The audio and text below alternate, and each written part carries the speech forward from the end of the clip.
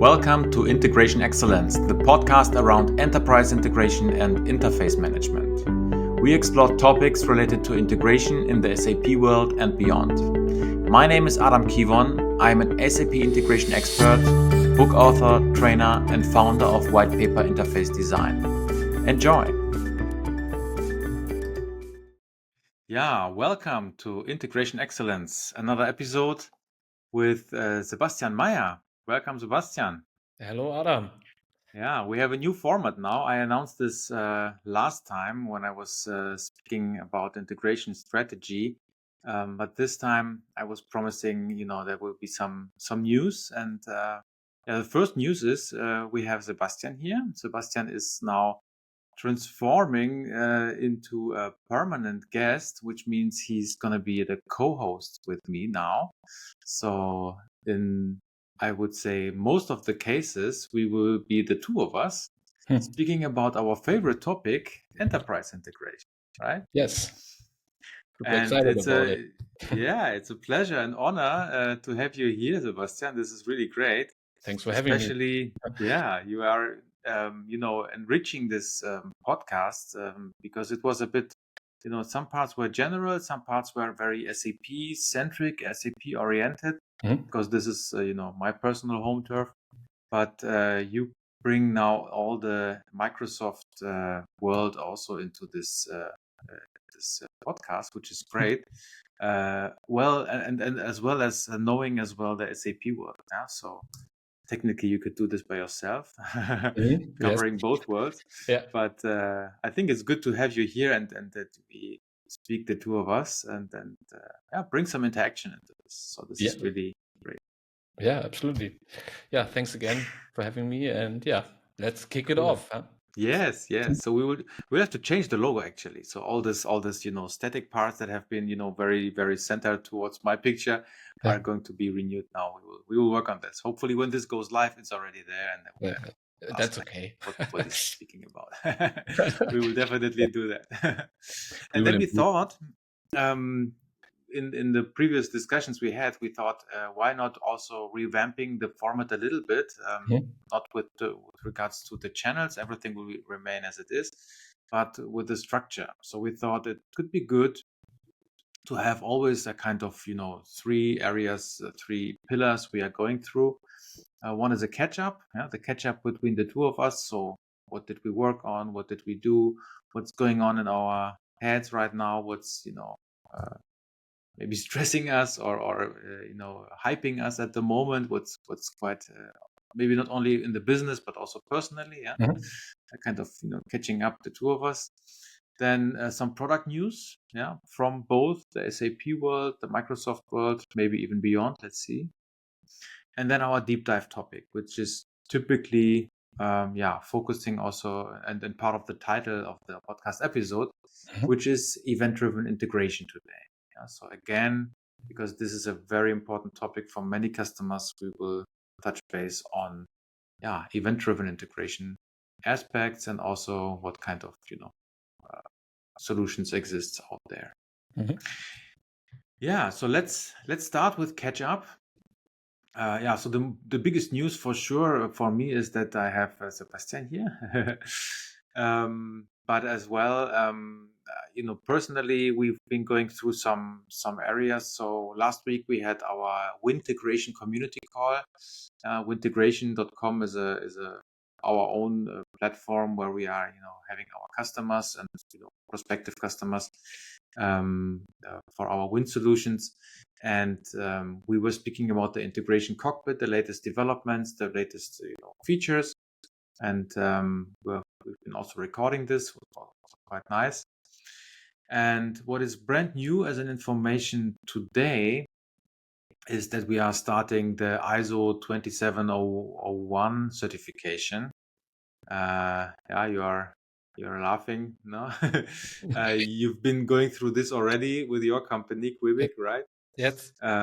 We are going through this now with the product, with the integration cockpit, because more and more customers are asking for this. We go through, security assessments with them, and I think a certification simplify things, hopefully at least. There are a lot of forms to fill out in the near future. Yeah, but also I think it's good to formalize some of the processes that are maybe already existing. Yeah, And then, have a clear path how this should be structured absolutely. and going through. Makes sense. So Why not? an exciting journey for your company. Yeah, I can imagine. Absolutely. Let's see. Let's see how quick we are. Yeah. Yeah. And then project-wise, I've been deep diving a bit more, or we've been deep diving a bit more into topics around B2B integration on Integration Suite, especially using TPM, but also using the pipeline concept, for PO migration, also for A2A topics. So there have been some, I wouldn't say epiphanies, but some parts that have been not that straightforward, or I was expecting a little bit more maturity already in the area of TPM. But it's fine. I mean, it's still growing, it's still ongoing. The adoption is high, and people are going through this. But I can also see that there are customers out there that decide not to use TPM and use EDI, EDFACT, whatever integration, along with the standard capabilities of cloud integration. So what was the major pain point there when you are talking about some not so mature? I think monitoring wise, it was a bit strange. We've been tweaking a little bit as well about identifying headers and then finding out how things later appear in the specific new monitors. Yeah. I think some aspects are simply okay as they are, but as this is the new flagship product and the anticipated go-to version of the solution for the entire industry, I cannot really say that this is missing or that is missing. We all know that things like X400 are still missing, but there are some combinations, like especially when it comes to PO migration, which is a big topic for many customers. Is that, for example, you cannot reuse the mappings as they were before along with your XSDs. You have to use the XSDs which are generated in the integration advisor, the mix, the message implementation guidelines, and they are different than the ones of PO. But there is a good reason for that, because they come from they don't come from SAP, they come from I think GFAC something. It's another organization where SAP has licensed the format. But and it's a little bit different. But I think SAP already promised to have a PO XSD support as well in the near future, which will again simplify it a little bit. So step by step, we are getting there to make the transition smoother. It's probably good to wait as long as you can with the migration, but there will be a point in time where you are forced to, and then you will have some time pressure as well, I guess. So interesting. But you said I think it's a problem in general with integration platforms, and you also address it with your integration cockpit. So monitoring, you always have a black box and you don't know exactly what happens there. And I got your point with this with your painful monitoring experience. I mean, there's always a challenge, right? The more you standardize and the more you use something that is existing already, the less you understand how it works, and then it's more working like a black box. And if it works as it should, you don't question that. But if things are not working, and then you have to deep dive, and then you have to dismantle everything, then sometimes it gets more painful than starting it from the bottom yourself. That's correct. But it's fine. It's nevertheless, it's a good product. I didn't say anything bad. So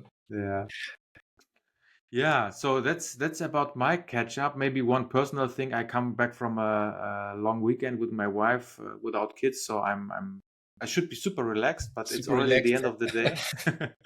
So there have been some things to work on already, but yeah, I still have some good memories about the long weekends.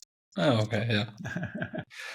Yeah, maybe I can catch up here. So I'm not that relaxed because last 2 weeks are very stressful with go live on a customer. So there are 2 interfaces which are very important. So yeah, so therefore I'm not that relaxed. So it's more stressful on this time, but that's life.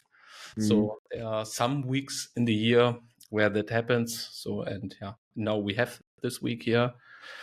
But but next week it's much more relaxed because I will traveling to Seattle to the Microsoft campus. Yeah, it's the yearly MVP summit.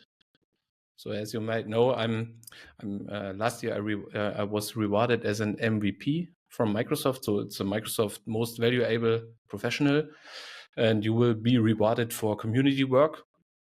And yeah, this is exactly what happens. And then all the MVPs from all over the world will be invited by Microsoft. That's really to cool. Come to the campus. Yeah, talk to the product team, meet all the other MVP, build the community. So this is what happens next week. On Friday, I will go That's by plane amazing. to Seattle. That's amazing. So you're like an ambassador. You're traveling to California. No, Seattle is Washington. Yeah, nice. So that's really, I think so. Huh? Really cool. So, it's Washington.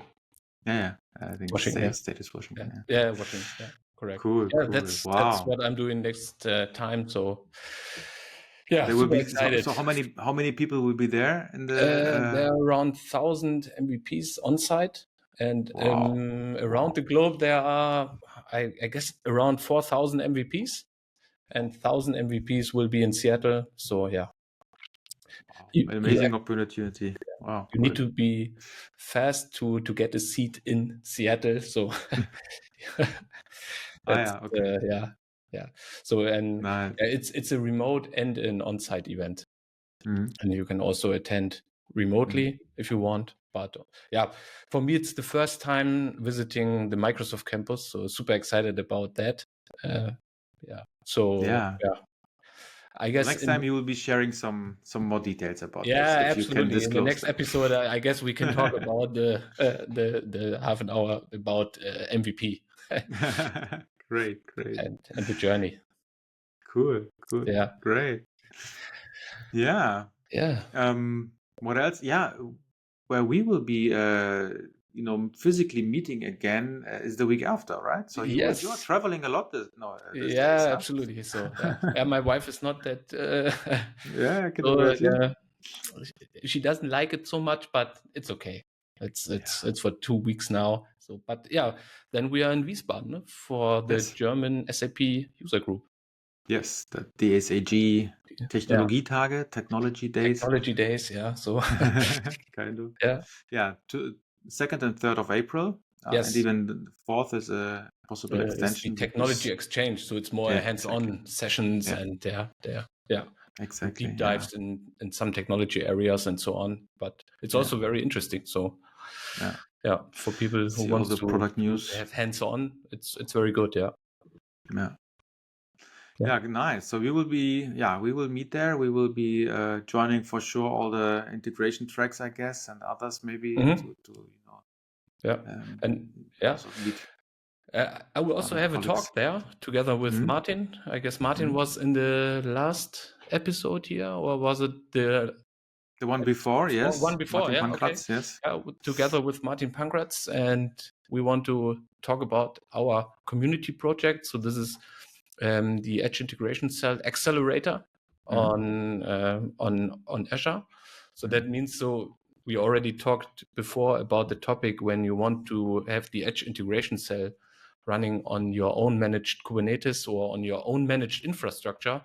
Then you have this big wall, which is Kubernetes. You need to manage Kubernetes, and not everyone want to do this.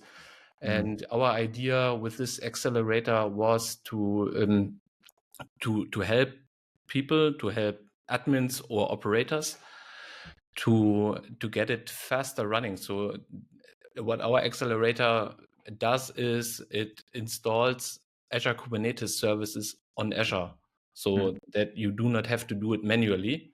And then you can combine, or then then you need to set up the AKS on your BTP platform to connect from your SAP integration suite into this. But what we want to do is that the part on Azure creating the Kubernetes cluster is made for you automatically. Our target is one-click deployment, but now we are not there, but we are working on it. And yeah, if there's someone who wants to help there, please do it. We can provide the link at the end of the show or in the show notes. Definitely. So, and this is what we are talking about at DSAG Technology Days. Cool. Yeah, highly recommended. It will be in the application integration track as well, yeah, right? Application integration track, yes. Yeah. Cool. Nice. Very good. Yeah, happy to see that. Yeah, so I think that's it. We should have maybe a funny sound that marks the end of this chapter, and then it goes to the next chapter. Maybe we'll find something. So let's move on to the product news. And we have no experience in this yet, but the good thing is this time, as we speak about event-driven integration, I found some SAP Cloud Integration related news, very recent ones, that are fitting very well into this topic. So it's not really event-driven in terms of that a new broker feature is out there, or that broker support is out there. But when we speak about event-driven integration, we also speak about asynchronous communication. We speak about queuing, persisting messages to allow physical decoupling of information flows, right? And what came across recently, or it's not even deployed everywhere, is the exactly once an order support. Yeah, so and it comes in two flavors, which is quite interesting. One is for the XI adapter, in the past you had two options basically: sync and async. Yeah, best effort or exactly once, or at least once, in some cases. And now exactly once an order came into play as well with an update of the XI adapter. So you can choose you don't have to really pick what it is, but you can choose like managed by integration flow, and then dynamically you can detect whether the incoming call is exactly once an order along with a queue, or even the other way around, sending messages through the XI adapter as well, putting a queue name and then putting exactly once an order as a quality of service. That is one thing.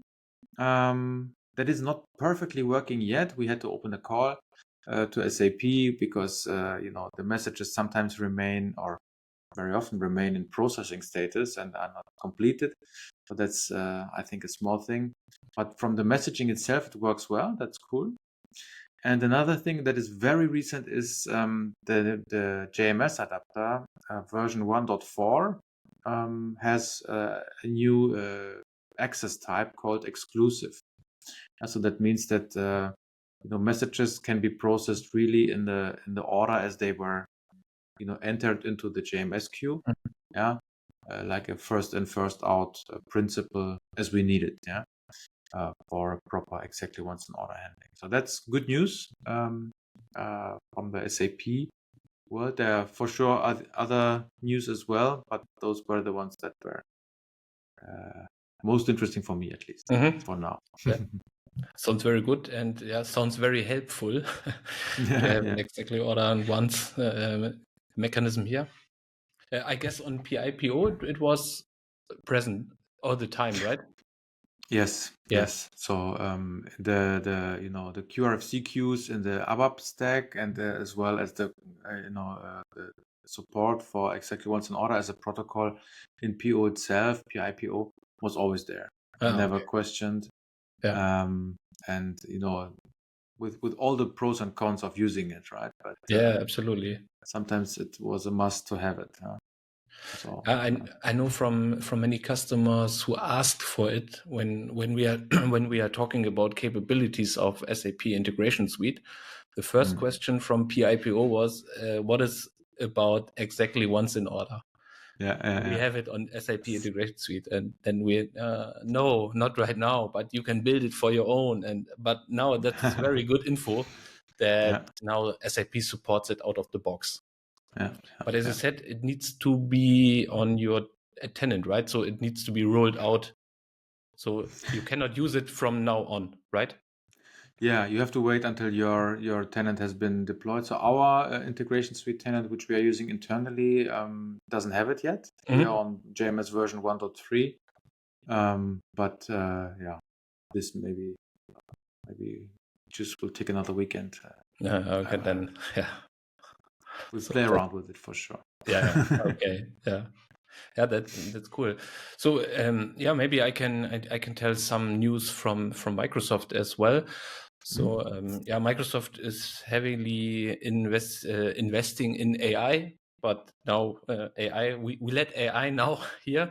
The other topic is Microsoft is also heavy investing in the hybrid deployment model. So as you know from the Edge integration cell, which is the part you can run on-prem or in another cloud, Microsoft has a comparable offering, which is called Logic App's hybrid deployment model.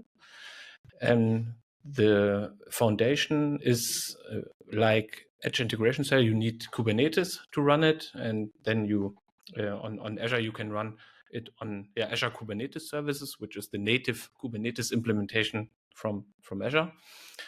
And there are some new capabilities right now. So now we have the capabilities to have the RabbitMQ connector. So that means that on-prem, you can use RabbitMQ as a message broker or event broker or for messaging. And there's also now the support to call SAP RFC from the hybrid deployment model, which is very cool thing because there's from a technology perspective, there's something or it's very hard for Microsoft to keep it running because the SAP modules, which are developed by SAP, the ENCO adapter, which is the opposite to the JCO adapter. Based on .NET, right? It's running on .NET. It's running on .NET framework. And the technology base from the Kubernetes is .NET Core. So the foundation container runs .NET Core, and .NET Core is different to .NET Framework. And yeah, Microsoft has to solve the problem to run .NET Framework in .NET Core. So, and now they solved it, and that's why SAP is now supported in the hybrid deployment model. So very good news. So now you can use it on premise to connect to your SAP system. Yeah. So and again, a reminder to the latest episode on integration strategy. Yeah? There is not always a need to go through an SAP middleware if you want to speak to SAP systems, right?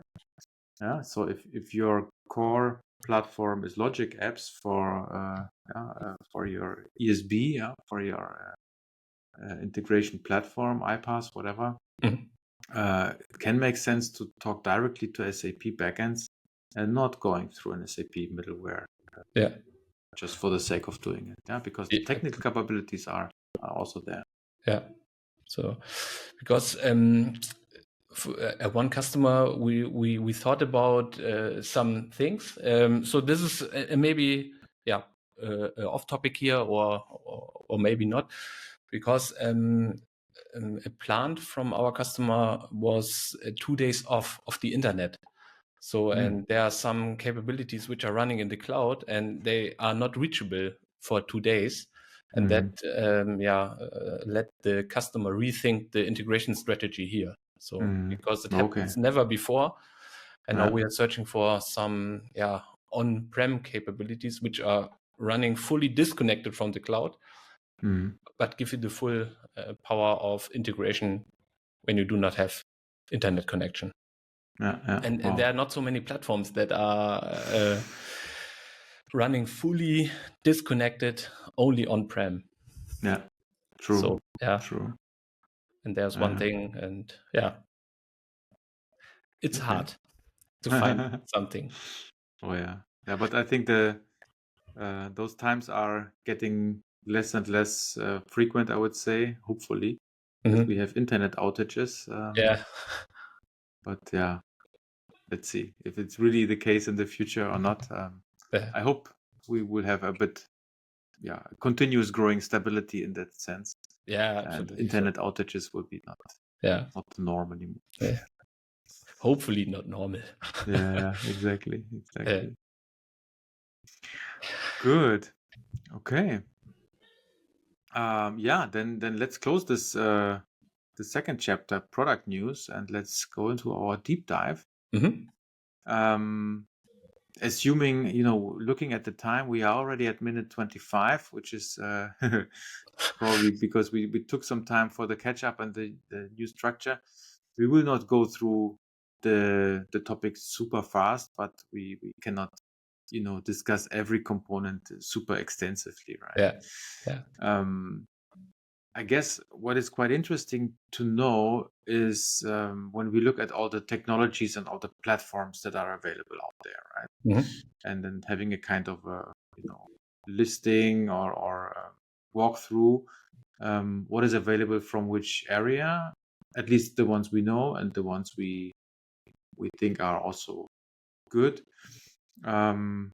Maybe as an intro, what would you say makes you require event-based integration or event-driven integration? When would you, and that for me at least means you put a broker somehow in between, right? Yeah. So I think that's the easy part of event-driven integration. So use an event broker and then you're good to go. But it's not that easy, right? So in my opinion, event-driven integration, I want to say event-driven organization. So I think it's very similar because when you want to implement event-driven integration, you also need an organizational shift, because it makes no sense if you have one application which is event or integrated by events. So in my opinion, the whole business needs to be integrated with this event integration or event-based integration, because then it makes sense to have the whole enterprise, the whole organization on this approach. Because otherwise, as you said, you have your event broker and one application is talking to the event broker and that's it. So it makes no sense. So and therefore I guess for integration you need the organizational level and also the technical level. And I guess the message broker is on the technical level, and there you, on SAP side you have the event mesh, the advanced event mesh. On Azure, you can use Event Grid, you can use Event Hubs, and so on. So this is only the technical part, but I guess more important is the organizational part to bring all the events from your organization together, so everyone is aware about what happens when this event is raised, and then you need some consuming logic, and then a new event is raised. And I guess this is a topic which is important for the enterprise architecture itself, when you're aligning your IT strategy, your business to events. Yeah, I also see it that way. I mean, it's probably has a similar impact, like the thinking and the methodology in APIs, right? If you think your organization through in an API oriented way, you APify every application and think everything in APIs. You avoid thinking everything into file exchanges, right? So we are beyond that for sure, hopefully. Most of the cases. Not everywhere, but hopefully 80%. Yeah. But it was easy always to think of, we exchange this file and that file. There is a CSV and then there is an XML. We are exchanging files, so that was simple. And now we were thinking like, okay, we think everything in APIs. So SOA was also helpful in the sense, at least for a time. Everything is service oriented, everything is APIfied, and we can access everything from everywhere. And that now everything has to be event driven, right? And then so at least my my takeaway is not everything makes sense to be APIfied, and not everything is a candidate for event driven integration. And you have to be very distinct in when you use what, and be clear and when it makes sense. Absolutely. But I would believe, and I think you also agree, a big driver here is the level of reuse, right?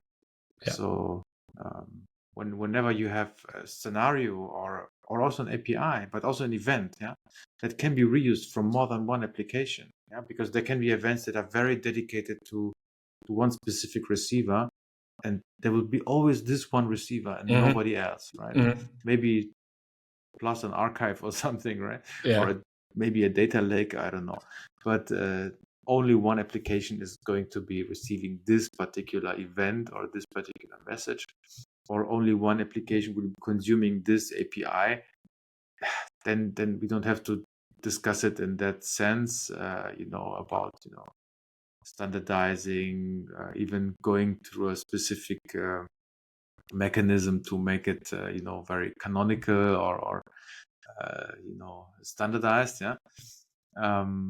But there are a lot of cases in the organization which have a good tendency of being reused a lot. And same for me.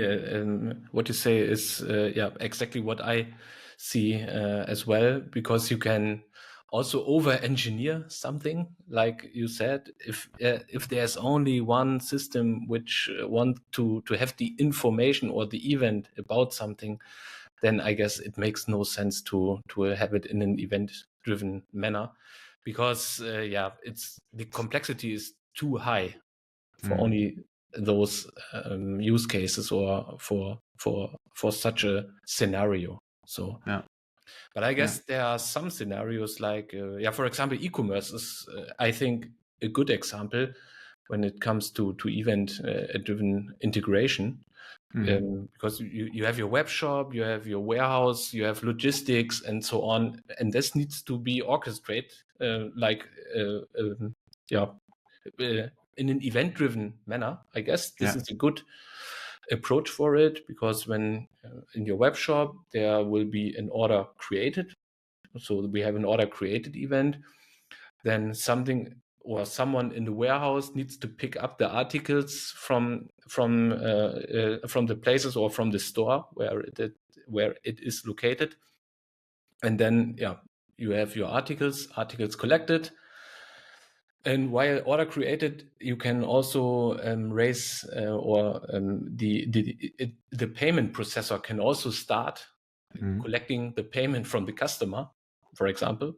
And and then you have some in parallel something when it comes to fulfill the order. So you need to wait, for example, for the payment created and also for the article collected. And when these events are happened, then the fulfillment can be done, and then you are ready. And so this is one approach. So it's not complete, but it's only an example how you can drive an event-driven integration.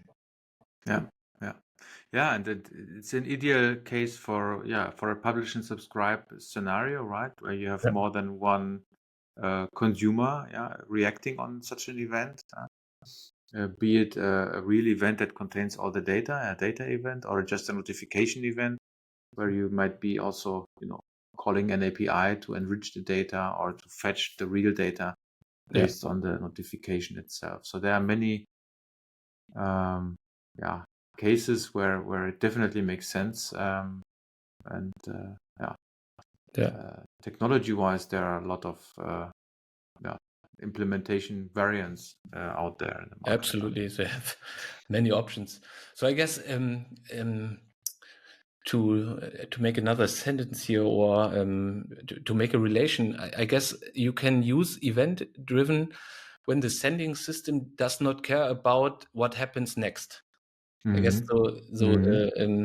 like a shit happens approach, so to say.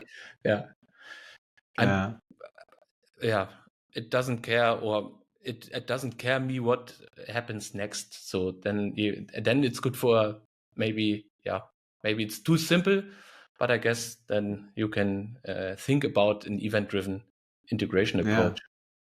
Yeah, and then the decoupling is if the application thinks in a decoupled way, not expecting that you implement a specific structure and format, but you just publish something here, and then things can happen, right? Things can be built on that. It doesn't have to be a very tight integration with very formalized structures. That was also many times painful in the past, right? And absolutely, yeah. But there are also some downsides, I guess, when it comes to event-driven integration, because the complexity, and also monitoring is very hard. You don't know in which state is your process right now, so you need to implement very good monitoring, and also for the business, you need to you need very good support on this. Yeah. Oh yeah, definitely. Yeah, that reminds me of your colleague Raoul should be joining us. Yeah, I guess it's a good idea to have it. We should speak about the end-to-end monitor. Absolutely. Which is a great tool also to you have to check in basically every message that is sent, but then you have the end-to-end view about the entire process, and then you can really see in which state is the exchange, and you don't have to guess and correlate and find and hear and search across all the tools. That's really cool. We will do that for sure.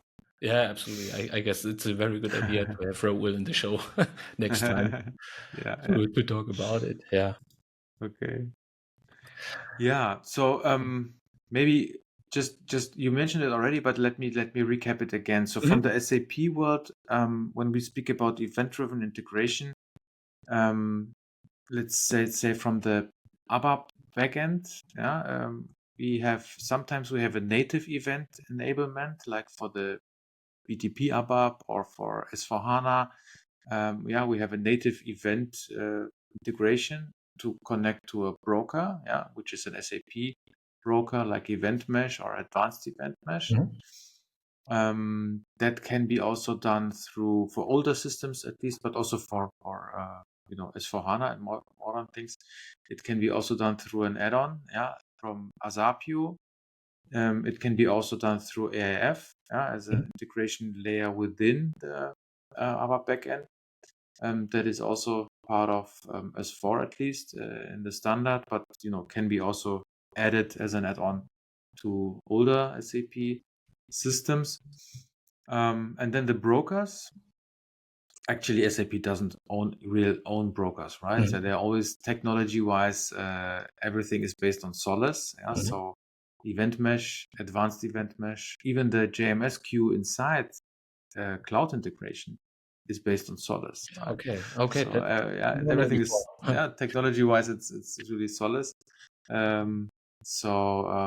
Which is a really good broker, where it supports not only publish and subscribe, but also other scenarios, and does not only bring the capability of queuing messages with the topics and queues, but also cares about message formats, structures, and then provides you with a repository of the messages exchanged along the platform, which is really nice.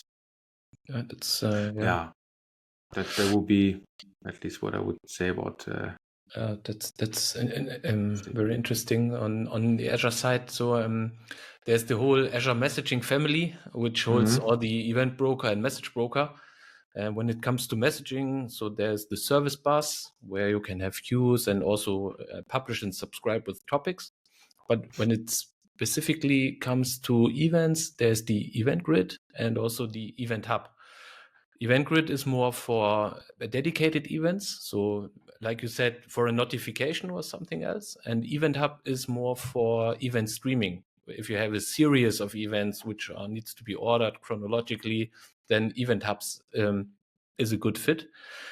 And I know there is a way where you can connect your BTP directly with a third party or as a third party provider in Event Grid. So you can connect your BTP with Azure over Event Grid, and then you can enable SAP to send events directly via this way to Azure. If you have both platforms, for example, if you have integration suite and you have also some workloads in Azure, then you can connect these two worlds with Event Grid, for example.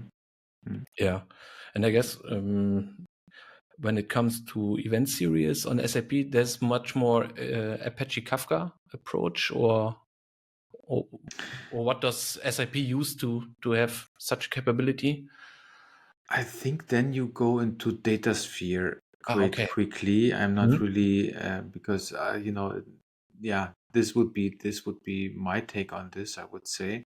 And Kafka support along with this as well, because many customers come already with Kafka requirements or have chosen Kafka as their core broker, let's say, which also allows you to do publish and subscribe, right? Yeah, absolutely. Yeah. And then, there is native Kafka support for DataSphere. Also with cloud integration, you can connect, publish and consume from Kafka topics. Of course, you have to consider how, and there are some specifics are not met. Like the specific Avro format of Kafka is not enabled yet. It's on the roadmap. But it's to be considered when to use Kafka in which context. Okay. But it's the reality, and for sure. And also, I know Azure has a coexistence and capabilities to integrate with Kafka. Yeah, also from Event Grid, right? Event Hub, yeah. From Event Hub. You can use the Kafka protocol to connect to Event Hub. So you do not have to change your clients, for example. So if you already have a Kafka client running, then you can connect directly to Event Hub without rewriting your clients. So that's also possible because Event Hub is 100% compatible to the Kafka protocol. Okay, that's good. Yeah. That's also very important. Yeah. So it's a very nice way to migrate, for example, Kafka to Azure Event Hubs. Okay. Yeah. So, and as you know, the wording is a little bit different between Event Hub and Kafka, but it's very similar. Okay. Yeah. Okay. Yeah. Okay. But it's also the same problem we have with SAP and Microsoft. The wording. Yeah. They mean the same, but completely different names in most cases.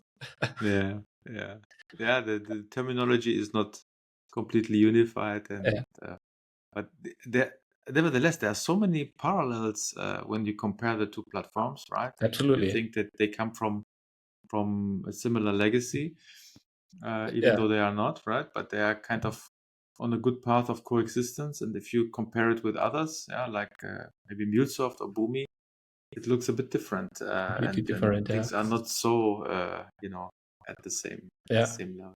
That's correct. Yeah. So as you said, BizTalk server, which is the previous version of integration platform from Microsoft, NPIPO was very similar. So everything was XML and it exactly the same way how it, not exactly the same way, but very similar way how it is processed inside of the server. And now, you're absolutely correct. Integration suite and also Azure integration services are very similar in how they works. Yeah. And Udo Palzer, the product manager of SAP for integration suite or integration topics in general, he was mentioning that, the number one integration platform, I don't know when it was, I think it was 2019 on the Sapphire or something like that. They said number one when it comes to installations worldwide is BizTalk Server. Okay. And followed by SAP PO number 2. Okay. Worldwide adoption in the market. So whenever you have like IBM WebSphere, TIBCO, web methods or whatever you might be using, those are the two biggest, implementations. Okay, that's very interesting. So maybe we will see some installations after 2030. Let's see. The end of the life. So I guess both platforms are end of life 27 with the extended support to 2030, I guess. And then let's see what happens then. Yeah, I don't see them disappearing completely by then. Yeah, same for me. Yeah. Cool. What else do we have to mention when it comes to brokers? And maybe I have something special. As I talked about the customer, and we are searching for an on-prem variant for integration. We also had to keep in mind, or we also watched out for some frameworks or some possibilities to maybe reuse SQLserver as a message broker. And we found out that there is a framework, it's called MassTransit. We can also make a link in the show notes, which is an abstraction layer in .NET. And with MassTransit, you can use SQLserver as a message broker. So it feels like it is a message broker. As you know, SQLserver is a database system, so it's not a message broker. But with MassTransit, it feels like a message broker, so you can use it like a message broker. And the big advantage here is that the customer is a huge SQL Server customer already. So there's a infrastructure or a mature infrastructure based on SQL Server. And they do not need to implement a new infrastructure component like RabbitMQ or something else. So so we can reuse the SQL Server as a message broker in these cases. And there are some advantages because the operations team knows SQL Server from from A to Z. And with RabbitMQ, they need to learn a new technology. So it's like the same thing with Kubernetes. When you want to run Edge Integration Cell or hybrid deployment model, your operations team needs to know how Kubernetes works in an administrative manner and also in a runtime manner. So and therefore MassTransit is absolutely cool for such a scenario. Yeah, definitely. I mean, adding any broker to the quotation of integration layer adds also, additional responsibilities, additional places where you need to monitor, authenticate, secure, manage everything. So it's not a pitch to avoid and reduce the amount of components. I think there is a good reason for having this, but I would believe there is a good reason to avoid having everything. And absolutely try to focus on the needed parts, and not to have at least more than 2 components in the integration layer doing the same thing. Absolutely. Absolutely agree on that. So, and to be fair, we do not have any experience right now what it means when it comes to production environment. So right now we are in a proof of concept, but for now it looks good cool. to use it like this way. Nice. And you can. And that's the crazy thing here. You can use queuing and also pub/sub mechanisms on the MassTransit with SQL Server. So this is cool. And I guess there's another database system supported, which is PostgreSQL. Which is all very, very popular meanwhile. Huh? Yeah, absolutely. So one open source system and one closed system from Microsoft you need to license. Nice. And MassTransit, is it open source as well, or does it come as a? I guess MassTransit is open source. I'm not sure, but I guess it's open source. Yeah, it's a one-man show, I want to say, Mhm. who implemented it. And Okay. MassTransit itself is a framework to abstract a message broker. So Mhm. you implement against the interface from MassTransit, and then in MassTransit you can configure now use RabbitMQ, or you can use Service Bus, or you can use Kafka, for example. Mhm. So it's abstraction layer for messaging. Cool. Good. Yeah. Let me look at our list. I think we covered most of the things. No, we covered everything what we wanted to speak about. We also mentioned RabbitMQ as a very popular broker as well. Also with Microsoft having support for RabbitMQ. Correct. Also, you have the option to connect with cloud integration to RabbitMQ, right? Meanwhile, there are standard adapters. We've been building our own adapter in the beginning when there was no RabbitMQ support yet. But now it became kind of obsolete, at least for most of the use cases. I think there are still very few that makes us still support it. But yeah, it became very rare. Okay. So yeah. Good. Yeah, there was a lot of topics, right? So I'm going through this list as well, but I guess we mentioned I think it's everything we want to mention. yeah. So great. I mean, our new format, I think I have a good feeling about it. So yeah, Me we too. will continue with this next time with the same structure and adjust as needed. Yeah, absolutely. I think we need to improve our time boxing, but I guess on the next episodes we will do it better.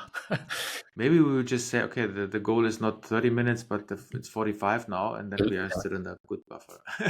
we define a new target. Yes, We define exactly. it. That's good. Cool. Great. Sebastian, it was a pleasure. It was very nice having you. I wish you a very interesting and great trip. Hopefully it's not going to be too exhaustive. But I guess Thank you very the much. travel is worth it. Yeah, absolutely. I'm as I said at the start, I'm very excited to be part of that. And yeah. I will be report next time.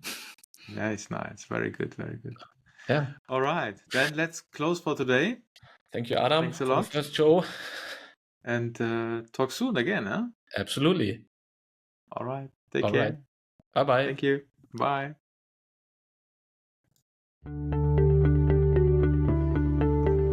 How mature is your organization when it comes to integration topics? Find out for free with our Integration Maturity Assessment at wint.co/IMA. That's whint.co/IMA.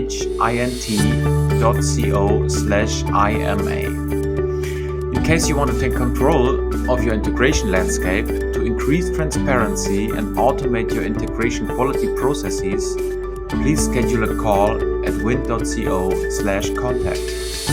If you enjoyed the content, please like and subscribe to our podcast. See you next time.